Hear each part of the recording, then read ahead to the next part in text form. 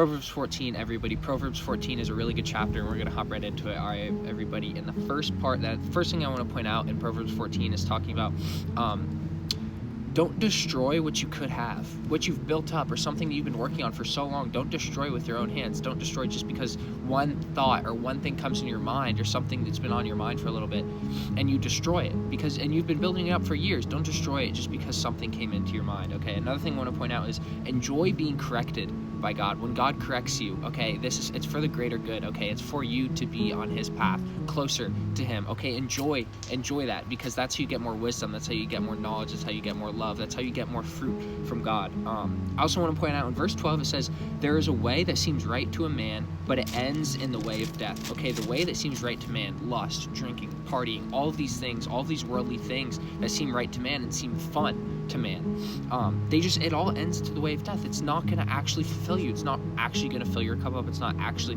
going to get you anywhere. Okay, so follow the way of Jesus, the way of the truth of the life. Okay, another thing I want to point out is don't believe everything you hear. Okay, there's going to be a lot of people who try to tell you a lot of things, but don't believe everything you hear. Always bring it back to the Word of God. Always bring it back to the Word of God. And if it doesn't attest to the Word of God, then don't believe it. Okay, another thing I want to point out is don't base your friends off of how much money they have. Don't base your friends off of how much money they have. If you see someone who's rich and you want to be friends with them just because they have a lot of money, that means that you should also be friends with somebody just because they don't have enough money, because you want to care for them and you want to love them. Okay, don't seclude your friendship to only people who have money.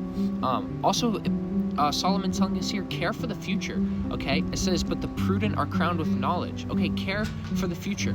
If you care for the future, then you're going to have things coming for you, and you're going to have a plan that's coming for you. Okay, one of the last things I want to point out is in verse 23, it says, in all toil there is profit, but mere talk tends only to poverty. Okay, toil means like doing hard work.